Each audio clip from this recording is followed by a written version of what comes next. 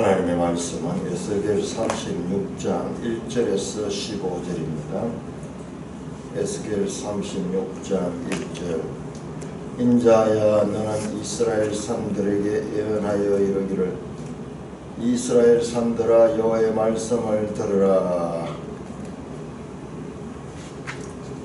주 여호와께서 이같이 말씀하시기를, 원수들이 너게 대하여 말하기를, 아하, 옛적 높은 곳이 우리의 기업이 되었도다 하였느니라. 그러므로 너는 예언하여 이르기를, 주 여호와께서 이같이 말씀하시기를, 그들이 너희를 황폐하게 하고 너희 사방을 삼켜 너희가 남은 이방인의 기업이 되게 하여 사람의 말거리와 백성의 비방거리가 되게 하였도다. 그러므로 이스라엘 산들아, 주 여호와의 말씀을 들을지어다.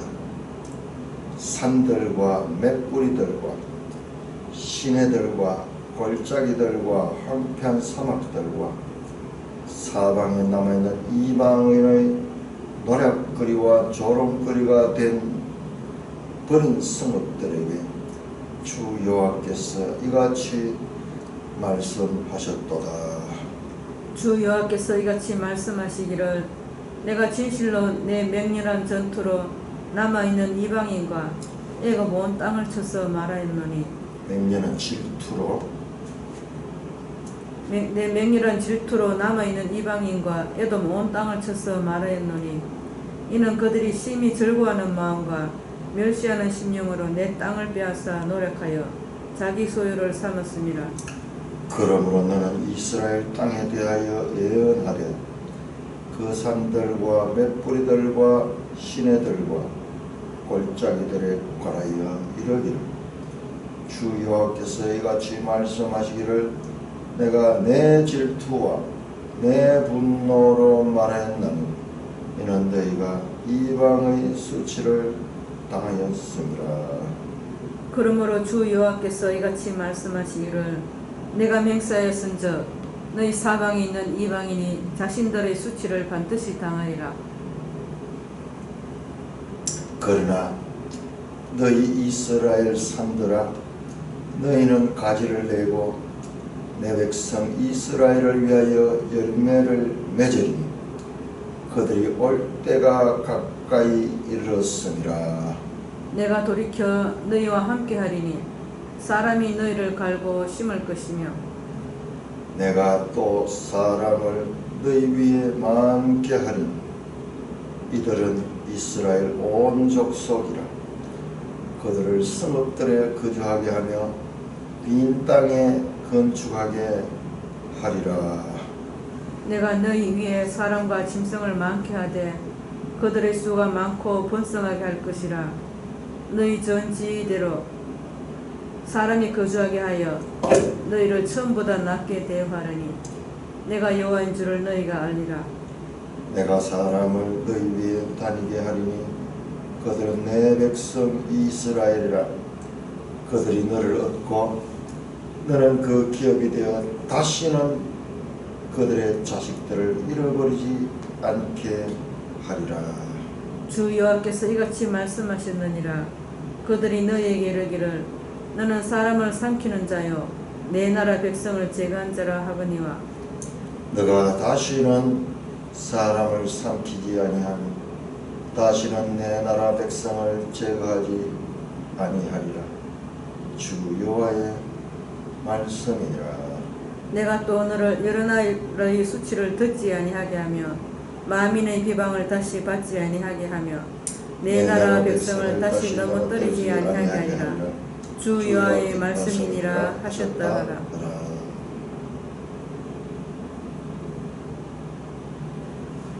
하나님 아버지, 은혜를 감사합니다. 오늘 아침도 하나님 말씀 잘 듣고 해석하고 살아내게 하여 주옵소서. 예수님 이름으로 감사하며 기도합니다. 아멘.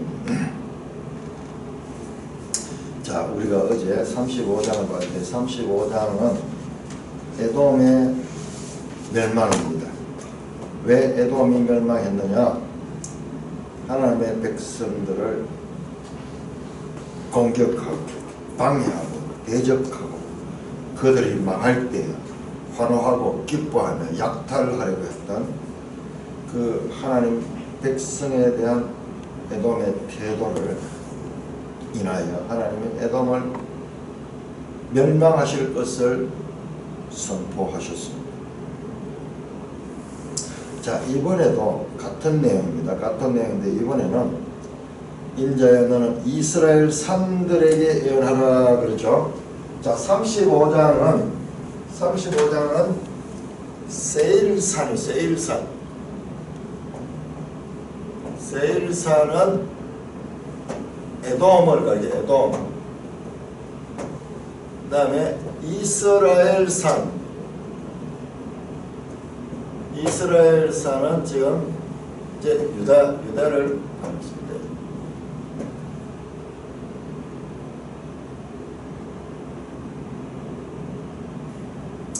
그게 산과 산에 대한 말씀이지만은 이를 갖다 제유법이라는데 이 산 속에는 그냥 산이 저주받는 거죠. 그 에돔 전체 민족을 대표하는 표현이 세일산이고 유대 백성 전체를 대표하는 표현이 이스라엘 산이다. 그걸 갖다 제유법이라고 하는데요. 성경에서 그런 표현들이 많이 나옵니다. 자, 앞에서는 이스라엘을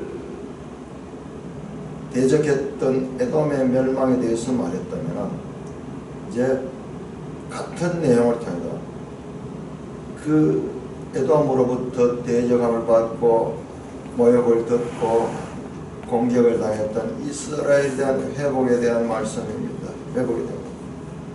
결과적으로 이 말씀을 하시기 위하여 에돔의 멸망을 이야기하는 거죠. 자, 하나님께서 원인을 제거하시고 그 다음에 회복시켜 주십니다. 원인이 제거되지 않고 회복이 된들 또 그 병에 걸리게 되는 거예요. 근원을 치료해야 돼요. 성경에 보면 하나님의 뜻을 이루는 백성들을 대적하는 것은 곧 하나님을 대적하는 것으로 말씀하고 있습니다. 그렇지만 하나님께서는 그 하나님 백성들을 일반적으로 편애하지 않습니다. 그들에게는 하나님의 백성이라는 특권이 있지만 그 특권과 더불어 책임과 의무가 많이 있습니다.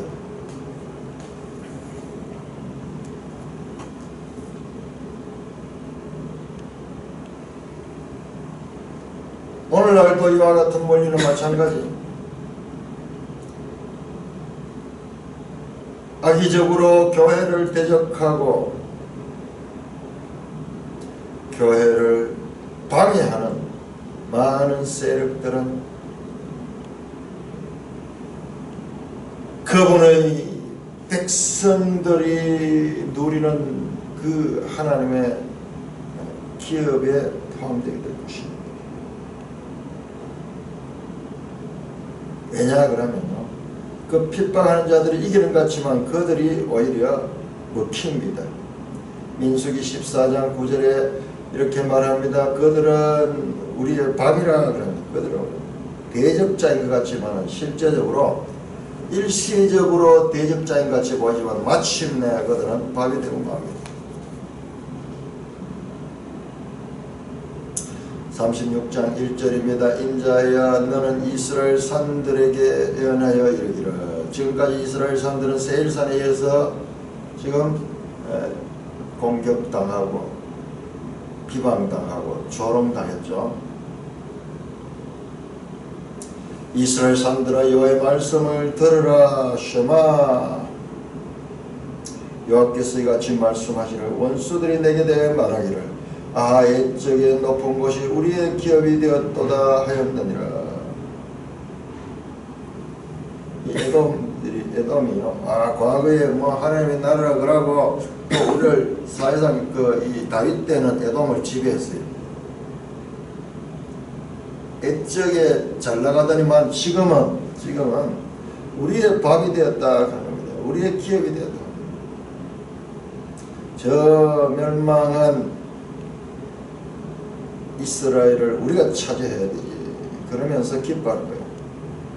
그러므로 너는 예언하여 이르기를 주 여호와께서 이같이 말씀하시기를 그들이 너희를 황폐하게 하고 너희 사방을 삼켜 너희가 남은 이방인의 기업이 되게 하여 사람의 말거리와 백성의 비방거리가 되게 하였도다. 그러면서 온 세상에 소문을 내고 그래서 한때 잘 나갔는데 지금은 저렇게 망했다. 그러면 사람들의 말거리가 되게 만듭니다. 그러므로 5절입니다. 4절입니다. 이스라엘 산들 여호와의 말씀을 들을지어다. 산들과 맷뿌리들과 시내들과 골짜기들과 황폐한 사막들과 사방에 남아있는 이방인의 노략거리와 조롱거리가 되어버린 성읍들.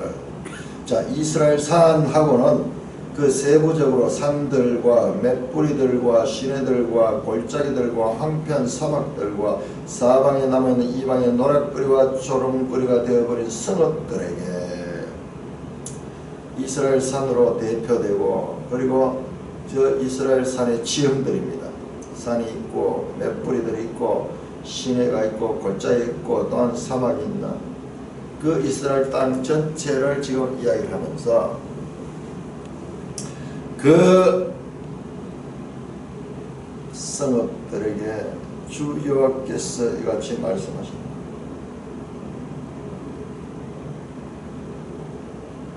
주 여호와가 이같이 말씀하시를 내가 진실로 내 맹렬한 질투로 남아있는 이방인과 에돔 온 땅을 쳤어 말하였노니. 자, 하나님의 질투, 신화. 자, 우리가 이 하나님의 역사를 아는데 이 하나님의 질투를 아니죠. 질투. 신화. 질투. 하나님은 질투하시는 하나님이다. 질투는 사랑하기 때문이다. 내가 진실로 내 맹렬한 질투로 남아있는 이방인과 에돔 온 땅을 쳤어 말해.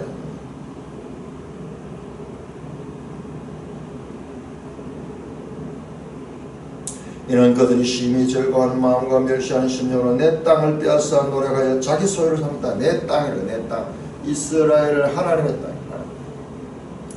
그것을 노력하고 그것을 빼앗고 그것으로 심히 즐거워하는, 그리고 멸시하는 마음을 가지고 노력하여 자기 소유를 삼았다. 비참하게 이스라엘이 에돔에 의하여 노력당하고 약탈당하는 것을 말합니다. 6절 그러므로 너는 이스라엘 땅에 대하여 예언하되 그 산들과 맷뿌리들과 시내들과 골짜기들에 관하여 이르기를 주 여호와께서 이같이 말씀하시기를 내가 내 질투와 내 분노로 말하였나니 이는 너희가 이방의 수치를 당하였습니다.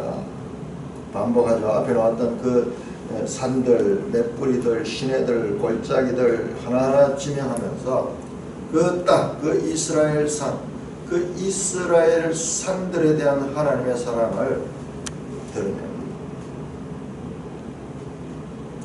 내 자녀가 이렇게 고통당했으니까 내가 그들을 구원해주겠다. 어떻게 내가 내 질투와 내 분노로 하시네. 이는 너희가 이방의 수치를 당하였다. 지금 현재 이스라엘은 포로가 되어 있습니다. 나라는 망했습니다. 그리고 에스겔은 포로로 낯선 땅에 잡혀와서 있었습니다. 그들에게 그렇게 멸망한 그들에게 주시는 말씀, 소망의 말씀입니다. 그래서 33장 이유는 궁극적으로는 회복과 그들에 대한 하나님의 은혜를 나타내는 말씀입니다. 그러므로 7절입니다. 주 여호와께서 이같이 말씀하시기를 내가 맹세하였은즉 너희 사방에 있는 이방인이 자신들의 수치를 반드시 당하리라. 이스라엘을 이렇게 괴롭혔던 그들에 대한 하나님의 보복. 그러나 그들은 그렇게 수치를 반드시 당하지만 그러나 너희 이스라엘 산들아 역전접사. 그러나 너희는 이스라엘 산들은 가지를 내고 내 백성 이스라엘을 위하여 열매를 맺으니 그들이 올 때가 가까이 이렇습니다. 여기서 그들이 올 때가 가까이 이렇다 하는 것은요, 지금 포로들, 포로, 지금 포로 잡혀가 있잖아요. 포로들이 이제 곧 때가 되어서 돌아올 것이다. 그리고 와서는 가지를 내고 열매를 맺는 생명으로 하나님의 은혜를 입어서 이제 다시 회복될 것을 나타내는 표현입니다. 마가복음에서 맞죠? 무화과나무에 가지에 이 세잎이 나고 이렇게 하는 하나의 생명의 회복에 대한 그와 같은 관용적인 표현입니다. 내가 하나님께서 돌이켜서 지금까지 징계를 받도록 버려뒀다면 너희와 함께 하리니 지금은 버렸습니다. 쫓았습니다. 자, 성경은 쫓는 이야기. 죄를 지으면 범죄하는 자는 하나님으로부터 쫓겨남을 당할 수밖에 없어요. 아담이 에덴에서 쫓겨났습니다. 이스라엘 백성들이 가나안 땅에서 쫓겨났습니다. 그러나 그것은 영원한 것이 아니고 하나님은 일시적으로 그러지만 마음을 돌이켜서 너희와 함께한다. 사람이 너희를 갈고 심을 것이며 다시 새롭게 시작한다는 말씀입니다.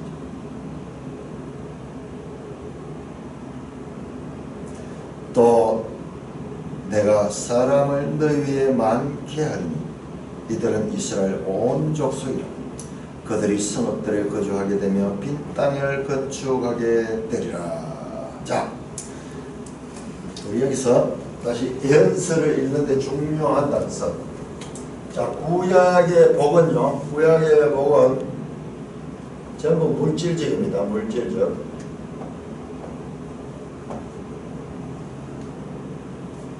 무병, 장수하고 풍성하고 번영하는 거, 구약은. 자, 이것은 왜 그러냐? 그래서 우리가 이 성경을 해석하면 여기서 지금 많이 오해를 하는데, 이 물질적 복은 물질적 복 자체를 말하는 게 아니라 물질적 복으로 그림같이 드러나는 그것을 보는 영적인 복을 이야기해. 영적 복. 그런데 이 영적 복을 설명하려고 그러니까 설명할 수가 없어요. 어떤 면에서 영적 복은 물질적 복과 반대될 때가 있어요. 반대될 때가 있어요. 그럼에도 불구하고 그들의 눈높이에 맞춰 가지고 농사가 잘 되고 비가 잘 제때 내려가지고 농사가 많고 자식들을 많이 놓고 그리고 이방 다른 나라로부터 이 전쟁이 없는 평안을 누리는 그 시대, 그런 물질적인 복으로밖에 이 복을 설명하지 못합니다. 그 그림으로 그렇게 보여주는 거예요. 그럼 우리 신약시대에도 이것을 그대로 적용하면은 이것은 예수님의 가르침과 정반대가 돼요. 구약의 그 한계, 구약의 그림은 눈에 보이게 하는 거예요. 자, 그래서 지금 유대 나라는 성은 무너지고 성전도 완전히 파괴되고 사람도 포로로 잡혀가고 지금 그 땅은 황폐하게 됐습니다. 자, 우리가 이 배경을 이해하지 않고 이 배경을 모르고 읽으면 이게 무슨 말이고 하나님 왜 이랬다가 저랬다가 같은 말을 계속 반복하는 거예요. 말이에요. 그렇지 않아요. 우리 성경 읽기가 그래서는 안 돼요. 전체 이 역사에 대한 지금 이 시기가 어느 시기인가? 포로기다, 포로기. 포로기는 이스라엘 역사가 지금 끝나는 시기. 구약의 이스라엘 역사가 끝나는 시기. 완전히 멸망되었습니다. 자, 그들을 향하여 하나님께서 말씀하는 거예요.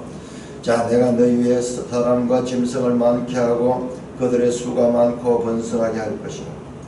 너희 전 지대로 사람이 거주하게 하며 너희를 처음보다 낮게 대우하리니 내가 여호와인 줄 너희가 알리라. 자, 회복합니다. 자, 하나님이 파괴했습니다. 파괴. 그런데 이 파괴의 목적이 뭐냐? 파괴의 목적은 회복을 위한 건데, 아니 회복시킬 것도 파괴하지 말지. 만데 파괴하고는 회복하느냐? 이것은 파괴하지 않고는 회복할 수 없는 거예요. 마치 전염병이 지금 우리가 경험하고 있는데, 이 전염병을 이기기 위해서는 일단은 이 병자들을 격리시켜. 그냥 사랑한다고 그들을 격리시키자고 그들과 더불어 있으면 온 땅이 다 망하게 됩니다. 이 파괴는 궁극적으로 회복을 위한 것이었습니다. 그래서 선지자들의 말씀에는 계속 이러죠. 내가 너희를 넘어뜨리고 파괴하고 다시 건설하고 심는다. 에레미야 1장에 나오죠. 에레미야 주제가 그거잖아요.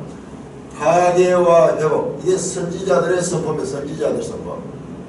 선지자들의 말씀은 공통적으로 이겁니다. 파괴는 결국 멸망인 멸망, 나라의 멸망. 그러나 그 멸망이 끝이 아니라 이 멸망은 이와 같은 새 창조를 위한 그와 같은 멸망이었다. 파괴하지 않고는 온전한 건축물을 세울 수가 없습니다. 그래서 기존 잘못된 것을 다 무너뜨리고 새 창조할 거예요. 그래서 어떻게 됩니까? 농사가 열매가 많고 풍성하고, 그 다음에 사람이 많아진다. 사람이 많이 살고 짐승이 많이 산다. 이 전 그림들이 뭐냐? 회복하는 회복. 회복해서 옛날처럼 도시가 다시 번성하게 되는 그와 같은 말씀을 하는 겁니다. 그와 같은 말씀. 사람과 짐승이 많게 그들의 수가 많고 번성하게 되고 너희 전 지대로 사람이 거주하게 되며 옛날처럼 그렇게 회복되며 또는 처음보다 너희를 더 낫게. 자, 이와 같이 회복된 사람은 더 낫게 되었다. 옛날보다도 더 낫게 되었다. 자, 이 땅이 에덴이었다면 에덴은 쫓겨났죠. 그런데 이 에덴보다도 더 시온에는 새 예루살렘을 만다. 이때보다 더 낫는 것은 뭐냐? 그러면 이때는 죄를 지을 수 있는 자유의지가 있어요. 자유의지가 있어요. 그래서 결과적으로 이때 하나님이 주신 것이 저 자유의지로 말미암아 죄를 짓고 그 땅에서 쫓겨나게 되었습니다. 자, 새로운 창조하는 것은요, 여기는 이 사람 속에다 하나님의 영을 주고 하나님의 법을 주셔서 죄를 이길 수 있는 그와 같은 사람을 만들어줘요. 그래서 여기에는 다시 멸망하게 되는 그와 같은 가능성조차 없는 것이 됩니다. 그래서 성도는 이 땅에서 계속 연단을 받아서 거룩하게 성화되어 가야 되는 것입니다.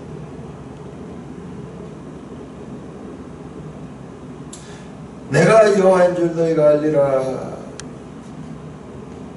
이렇게 파괴되고 절망 가운데서 다시 새로운 삶을 살고 희망이 됐을 때 그때 하나님을 바로 알게 되는 하나님이 누구시구나. 오늘 우리 개인들도 마찬가지입니다. 개인들도 인생을 살아가는데 하나님께서 그들을 다루실 때 그 어떤 고난을 통과한 자가 하나님을 제대로 알아가기 시작하는 거예요. 그러나 그와 같은 고난의 과정을 겪어보지 않은 자들은 하나님의 은혜를 은혜로 여기지 못하는 거예요. 하나님의 많은 은혜를 받고 있어도 그 은혜가 은혜인 줄 모르고 그냥 그 은혜를 감사치도 아니하고 그렇게 살다가 범죄하게 되는 것입니다.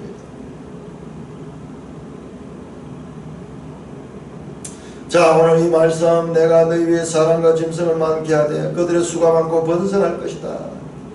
신천지가 많은 성도들에게 이 인용하는 성경 인용 구절입니다. 그건 뭐라고 이걸 해석하느냐? 사람과 짐승이 많아진대요. 사람은 하나님의 말씀을 가르친 자들이고 짐승은 이 사탄의 말씀을 가르친 자다. 그래서 목사들은 짐승의 씨를 뿌린다. 짐승의 씨.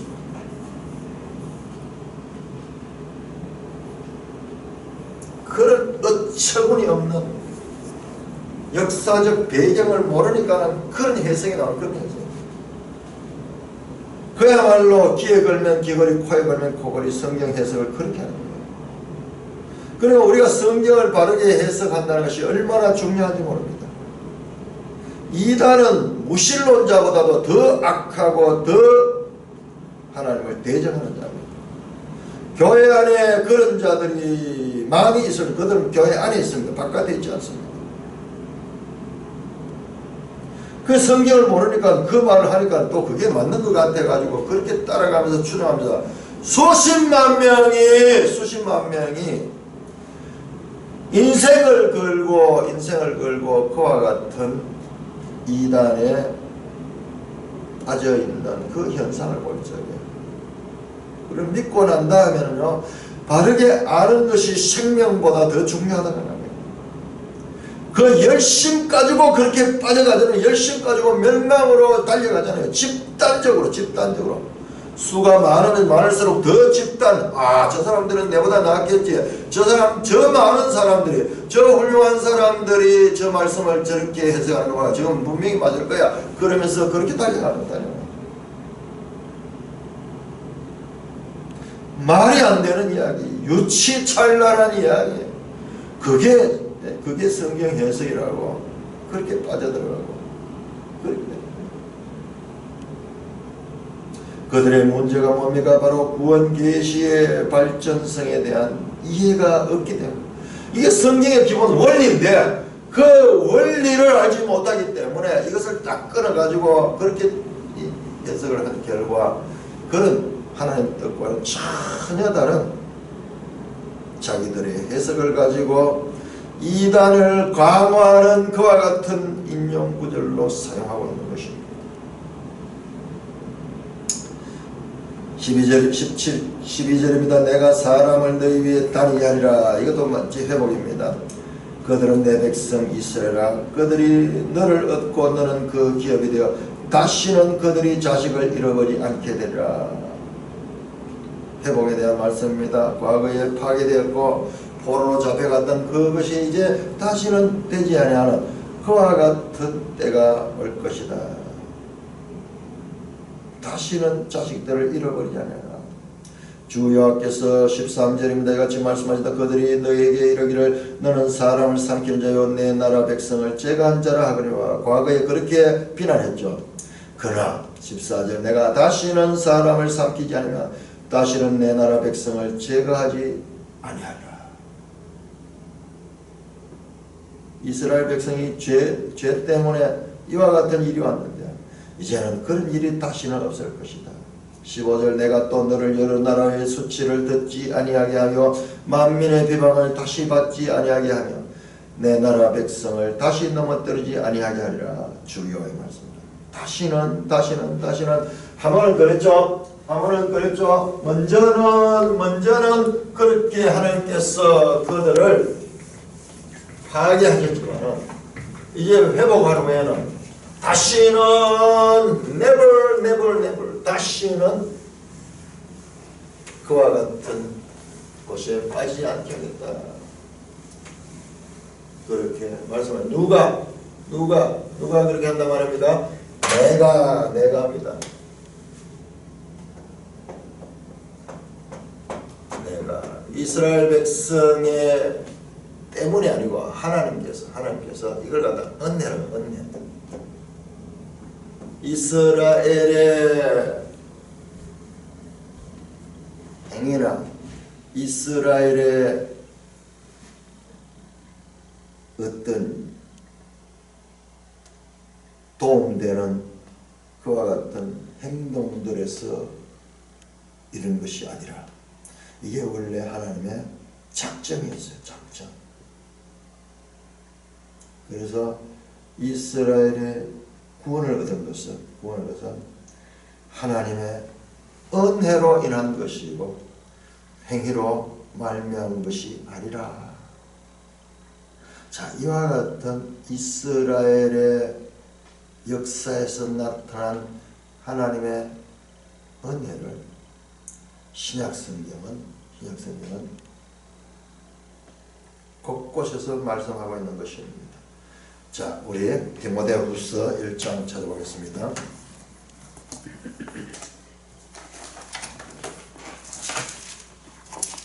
자, 우리는 이제 공부를 하면서 신약과 구약의 관계. 자, 신약의 디모데후서 1장 9절입니다. 9절 같이 읽습니다. 시작. 하나님이 우리를 구원하사 거룩하신 소명으로 부르심은 우리의 행위대로 하심이 아니요 오직 자기 뜻과 영원 전부터 그리스도 예수 안에서 우리에게 주신 은혜대로 하심이라. 자, 사도 바울이 이 말씀 한 말씀 나오기 위해서 나오거든. 이거는 구약의 모든 역사 전체를 압축해서 거기서 뽑아낸 거예요. 바로 이겁니다. 이스라엘에 베푸는 거. 하나님이 하신다. 하나님이 한다. 은혜입니다. 선물입니다. 선물. 은혜는 선물의 선물.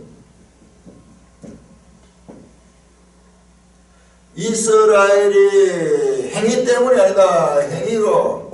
행위로 해서 내가 이스라엘이 행위를 잘했기 때문에 그에 대한 보상으로 주는 것이 아니라 행위로서는 아니고 이게 세상 모든 건 이겁니다. 행위로 합니다. 행위로 하는. 그러나 기독교는 완전히 그 부분을 따릅니다. 행위로서 한 것이 아니고 하나님의 은혜로 했다. 누가? 하나님이. 내가. 언제? 이미 창세전부터 하나님의 뜻이다. 이것이 뜻이다. 이 말씀이 그냥 나온 것이 아니라 우리가 이 구약 배경을 통해 가지고 이 말씀을 이해하는 것과 구약 배경 없이 그냥 이 좋은 말씀이잖아요. 좋은 말씀이니까 그렇게 알고 있었던 그것이 천박한 거예요. 약한 거예요. 그러니까 이 말씀을 고백하면서도 이 말씀 속에 담겨있는 역사적인 구체적인 사례들에 대한 이해가 부족하면 이 말씀이 힘을 갖지 못해요. 우리가 절기하는 말이고 전도할 때도 많이 하는 말이고 늘 사용하는 말이지만 이 말씀 한마디는 구약에 나오는 그 역사 전체에서 추출해낸 액기스를. 자, 로마서 3장. 자, 사도 바울이 누군가? 사도 바울이 이 구약의 이 이스라엘 역사를 통해서 이와 같은 신학적 원리를 추출해낸 분이 사도 바울이에요. 그 사도 바울이 없으면 이게 기독교 교리가 되지 않고 여러 가지 그냥 상황들만 나열되어 있으니까 이 상황들만 나열되어 있으면 이게 우리에게 제대로 정리가 되지 않아요. 정리가 되죠. 사도 바울의 인물을 통해서 하나님께서는 이걸 정리하게 하셨습니다. 로마서 3장 28절입니다. 그러므로 사람이 의롭다 하심을 얻는 것은 율법의 행위에 있지 않고 믿음으로 되는 줄 우리가 인정하노라. 자, 믿음. 자, 여기 나옵니다. 자, 믿음과 은혜는요. 은혜는 이게 같은 그와 같은 말입니다. 이 믿음도 우리의 행위가 아니에요. 믿음도 하나님의 선물입니다. 믿음도 합니다. 하나님께서 이제 다음에 나오는데요. 성령을, 우리의 마음을 깨끗하게 하고 거기다 성령을 보내줘가지고 성령으로 살아갈 수 있도록 하는 거예요. 그러니까 지금 여기에서 믿음 이렇게 했다가 은혜 이렇게 했다 하는데 이게 다른 것이 아니라 믿음 이코르 믿음은 너희에게서 나온 것이 아니라 하나님의 선물이다. 그 이야기도 계속 나오는 거예요. 그러니까 이와 같은 의미의 에스컬레이션, 이 구원의 이 하나님에 속한 이 진리를 설명하는 데 있어서는 그냥 명제적인 것으로는 다 표현할 수 있어요. 그래서 이 의미가 어떻게 에스컬레이션 되면서 풍성해지는가, 그것을 알 적에 우리가 발휘하게 됩니다. 자, 로마서 11장 9장 먼저 볼까요? 로마서 9장 11절. 9장 11절. 그 자식들이 아직 나지도 아니하고 무슨 선이나 악을 행하지 아니한 때에 택하심을 따라되는 하나님의 뜻이 행위로 말미암지 않고 오직 부르시는 이로 말미암아 서게 하리라. 누가? 내가. 부르시는 이 하나님이죠. 하나님. 자, 이 9장을 받는 김에 우리가 앞에 나왔던 에돔과 지금 이스라엘의 관계에 대해서 지금 로마서에서 설명합니다. 로마서입니다. 12절 보세요. 리브가에게 이르시되 큰 자가 어린 자를 섬기려 하셨나니 기록된 바 내가 야곱은 사랑하고 에서는 미워하였다 함과 같으니라. 그런즉 우리가 무슨 말하며 하나님께 불의가 있느냐? 그럴 수 없느니라. 모세에게 이르시되 내가 긍휼히 여길 자를 긍휼히 여기고 불쌍히 여길 자를 불쌍히 여기라 하셨으니 그런즉 원한 자로 말미암다니요 다름질한 자로 말미암아 오직 긍휼히 여길 자 하나님으로 말미암이다. 하나님으로 말미암이다. 자, 이것조차도 자, 에돔이 이스라엘을 공격하고 이스라엘을 대적했죠. 자, 그것이 결과적으로는 이와 같이 이스라엘이 하나님의 사랑을 더 입게 하는 그와 같은 과정을 제공했잖아요. 그 과정을 제공했잖아요. 그래, 그것조차도 하나님의 뜻 가운데서 일어나는 것이다. 그러면은 에돔은 뭡니까?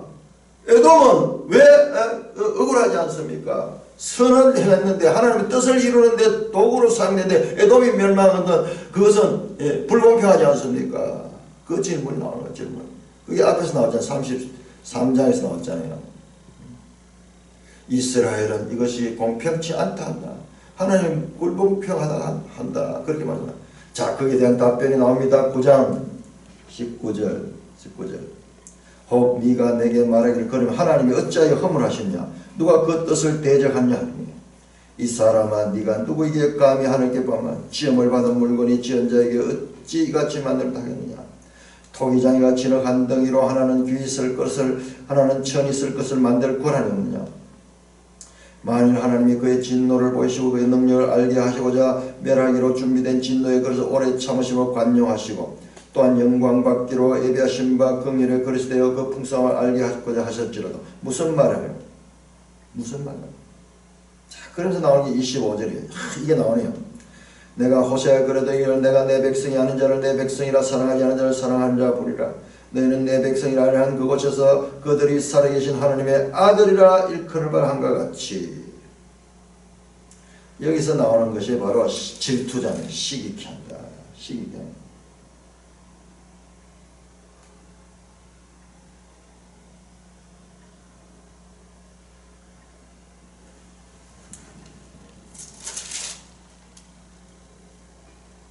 자, 11장 11절. 그러므로 내가 말하니 그들이 넘어지기까지 실족하였느냐? 그럴 수 없느니라. 그들의 넘어짐으로 구원이 이방인에게 이르러 이스라엘로 시기나게 하라. 자, 에돔으로 말미암아 이스라엘이 다시 이제 회복이 되고 또한 이제 이스라엘의 이 멸망으로 말미암아 이방인들이 구원을 얻게 되는 이와 같은 하나님의 시기를 통한 그와 같은 하나님의 구원의 역사. 그 구원의 역사가 지금 이 부분 나옵니다. 우리가 도저히 이해되지 않는 그 부분이에요. 이게 그 부분을 지금 열어서 계시해주고 있는 것입니다. 로마서 11장 6절 11장 6절 만일 은혜로 된 것이면 행위로 말미암지 않으며 그렇지 않으면 은혜가 은혜되지 못한다. 자, 지금은 에돔이 신약 성경에서 이스라엘이 지금 우리 에스겔의 에돔 역할, 에돔. 근데요, 구약의 이 회복에 대한 예언이 이것이 이방인들에 대한 것이 연결됩니다. 자, 그러니까 이 과정에 구원 계시의 발전성을 알지 못하면 성경은 정말 이해할 수 없어요. 지금 에돔의 역할을 로마서에서는 이스라엘이 지금 하는 거예요. 그러나 결과적으로는 이들을 통하여 이스라엘을 회복했듯이 이스라엘을 통하여 이방인이 회복되고 그 이방인을 통하여 또한 이스라엘이 회복되게 하는 것이 바로 시기입니다. 시기 질투와 같습니다. 질투입니다. 이게 헬라어로서 그 히브리어로서 킨나